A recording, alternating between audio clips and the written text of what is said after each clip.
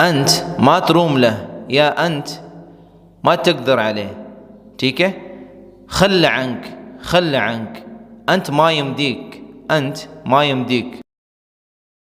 تو یہ بھی ایک جملہ آیا تھا کہ ہم کیسے کہیں گے کہ یہ آپ کے بس کی بات نہیں ہے، مطلب آپ اس کو نہیں کر سکتے، آپ میں اتنا دم نہیں ہے کہ آپ یہ کام کریں وغیرہ وغیرہ. مختلف طریقوں سے الفاظ کو اور جملوں کو اردو میں بھی بولا جاتا ہے، عربی میں بھی یہی ہوتا ہے.